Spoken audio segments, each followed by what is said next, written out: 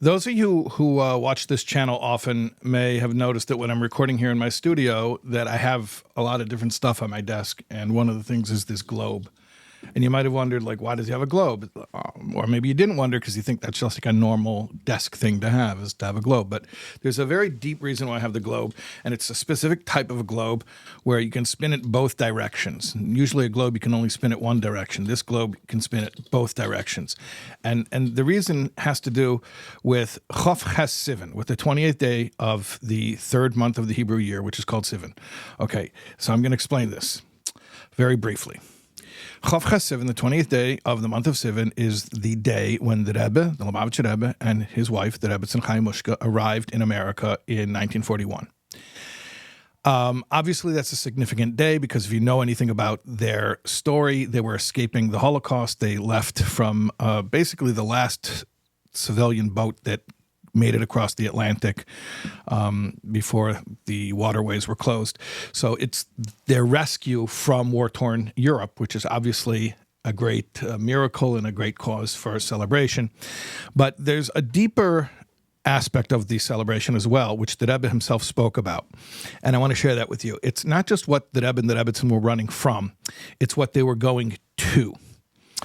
And in order to explain this, I'm going to have to use this globe. So, you know, we all have this notion of the North Pole being on the top and the South Pole being on the bottom. We just sort of take it for granted that North is up and South is down. That's really arbitrary. And if you think about it, it's really kind of chauvinistic, and there are different cultural theories why the North became associated with up. But I'm not going to get into that. The point is there's really no reason to have North be on top and South be on bottom. From a Jewish perspective, from a Torah perspective, what is the top of the earth? Because if you're dealing with a sphere, then any point on a sphere can be chosen to be the top, right? So it's Eretz Yisrael, the Holy Land. So if you take the Holy Land, you put it on top. That's why I have this globe that goes both directions, okay? So if you take the Holy Land and you put it on top, okay, then what you get is a Torah true view of the globe, where anywhere and any point that you depart from and you go to the Holy Land, you're going up. That's why it's called Aliyah. It's called Ascent, because anywhere you're leaving from, anywhere in the whole world, if you're going to the land of Israel, you're going up. Okay, so that means that, you know, we normally think about Northern Hemisphere, Southern Hemisphere, Western Hemisphere, Eastern Hemisphere, like equator, prime meridian. Okay, forget about that for a second. What we're going to do now is have a paradigm of top hemisphere, bottom hemisphere as far as holiness. So the top hemisphere means everything that's the side of the world where the Holy Land is. So that's sort of like the side of the world where holiness is more revealed. And then you have the bottom hemisphere, which is the place where holiness is less revealed. Okay, the top hemisphere, that's where the Torah was given at Sinai. I know Sinai is in the Sinai Peninsula. It's not in the Holy Land proper, but it's a hop, skip, and a jump from there. It's very close to there. And if you think about Jewish history, for 2,000 years, 99% of Jews in history have lived in the top hemisphere. So whether you're great-grandparents lived in Yemen or Morocco or Lithuania or in Poland or in Germany or in France, they were basically living a 2-3 hour flight from the Holy Land. And that's where 99% of Jewish history, even in exile, took place, is on the top part of the globe. What happened basically 100 years ago is this massive population shift where we had the Jewish populace shifting to the lower hemisphere, to the Americas, to Australia. All that is the lower hemisphere. Okay, so the Rebbe explained it like this, that when we're getting closer to finishing the job, what's the job? Perfecting the world. We call it Mashiach, the Messianic era, global peace, perfection. Okay, what our prophets foresaw for thousands of years. As we're getting closer to that job, what we're trying to do is to perfect the entire world, not just a piece of the world, not just make a little corner of holiness, but make the whole world holy. And you see, intuitively, I sort of just go, the whole world. Why do I go like that when I say the whole world? Because here's the deal. When you want to lift a building, if you got leverage from the bottom, you could lift all the floors of the building.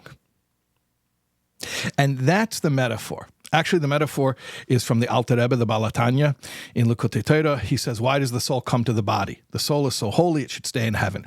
He says it comes to the body in order to be in the lowest plane of existence, in the physical plane, so that its work in the physical plane can elevate not only the physical plane, but all the worlds, all of the planes of existence. So the soul is actually able to elevate heaven and even the highest heavens by going down into embodiment into the physical world. And the Alter Rebbe uses the word lever. So the Rebbe, when the Rebbe spoke about his coming to the bottom half of the globe, he used that same term that the Alter Rebbe used, the idea of the lever. And basically it's the idea that when you want to lift the whole building, you get up underneath and you lift it from the bottom and then you lift it all up. So basically, think about it like this. By transporting the center of Judaism, and how can I say the center of Judaism? Okay, well, if you think about, the Rebbe sent shluchim to the whole world. Where did he send them from? From 770, we're marching out. That's an old camp song. But the point is, from New York. New York is the capital, the economic and political capital of the Lower Hemisphere. So by coming to the Lower Hemisphere and then sending the shluchim out from the Lower Hemisphere, basically what we're doing is getting that leverage bottom up. Okay. So what does this mean in psychological terms, in emotional terms, in personal terms? I'll tell you a quick story that I think really encapsulates the paradigm of bottom-up leverage and also why that's just so American. America is not just geographically in the Lower Hemisphere. America is sort of the paragon of the Lower Hemisphere because America is very much about bottom up. It's not top down authoritative. That's the higher hemisphere. The higher hemisphere is the old world, and that's very authoritarian, top down. Okay. America is about rugged individualism, my rights, my freedoms, right? So that's all about bottom up, the individual. Okay. So I'll tell you a quick story. When the Rebbe turned 70, 1972, so many heads of state sent their wishes to the Rebbe to wish him congratulations on his birthday. The emissary who brought the well wishes of the president of the United States at that time was Richard Nixon, was a Jew by the name of Herman Woke. Now, anyone who knows modern American literature knows Herman Woke because he was one of the great, not just popular, but critically celebrated American authors of the 1900s. Now, what's extraordinary and unusual about Herman Woke is, as popular as he was, as successful as he was, and he won the Pulitzer, and many of his books were adapted into films, is that his entire life he was a Shabbos observant Jew. He was raised Shabbos observant. And if you know American history, you know that basically most Jews in the old country were observant. Most of those Jews, when they came to America, that observant lifestyle did not last very long, if one generation. Many times the people themselves stopped being observant when they came to America. So the Orthodox community was a tiny minority.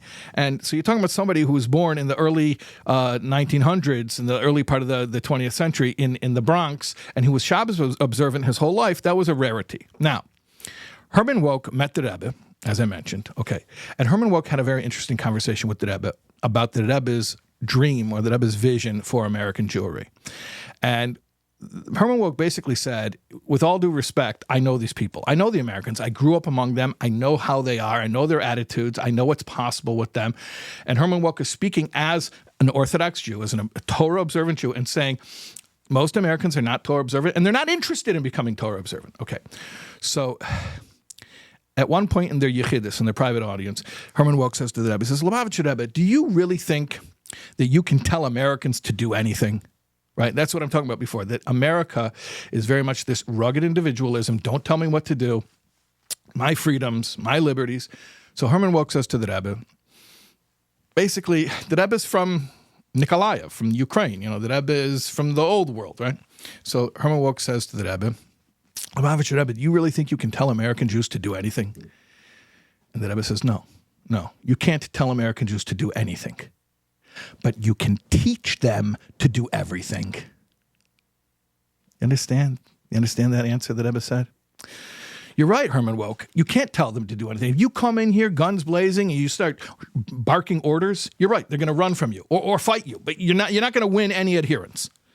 But that's not what we do. We're not going to come in like that authoritarian style, top down, oppressive.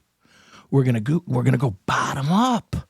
Bottom up. We're going to lift up. You can't tell them to do anything, but you can teach them to do everything. And that means engage them on their level. Show them some respect. Make a connection. Show them that you care. And then once you've gained their trust, show them how this is good for them. Show them you're not trying to fit them in a box and make them do what you want them to do for your convenience. You're trying to help them to fulfill their own greatness. Bottom up. So to me, that's like the quintessential story where the Rebbe showed an American boy, Herman Woke, the Rebbe showed an American boy that the Rebbe understood the greatness of American culture even more than a homegrown American boy.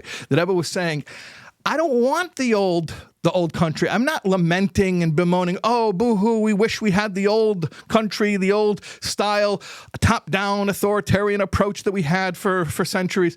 The Rebbe is saying, no, I'm very happy to have come to the lower hemisphere, and we're going to engage people on a lower level. That means we're going to speak to them where they're at right now. We're going to engage them on a human level, but it's going to work because if you work from the bottom up, then you lift everything. Everything. What does it mean to lift everything? If you engage somebody from top down, you can get behavioral compliance, but you're not going to win hearts and minds. But if you go from bottom up, then you get the whole person. And then by extension, you get the whole world. Okay? So that's the power of Chav Ches Sivan. And like the Rebbe said many times, Sivan is 3, because it's the third month. Torah calls it the third month. What's 3? 3 is thesis, antithesis, synthesis. When you have two extremes, and then you have the third power, which is able to encompass the extremes, that is the idea of Sivan, of 3. And 28 is 3 to the power of 3, 3 cubed, so 3 times 3 times 3, plus 1, showing the completion of that. So you get 28, which also is Chav Ches, which means koyach, which means strength. So 28 Sivan is basically the power of what? The power of being able to paradoxically contain extremes. What does that mean? It means that when you go from the bottom up, then you can have the holy of the holy, the highest of the high, with the most human of the human and the basic, relatable, relevant, everyday, and there's no contradiction. We can have it all and we can direct it all toward our service of Hashem. And what is that? That's Mashiach. And that's why getting down underneath and getting that leverage is synonymous with bringing Mashiach. And that's why, for me, an American boy, Chav Ches Sivan is so exciting. Okay, I hope it made you a little bit excited too.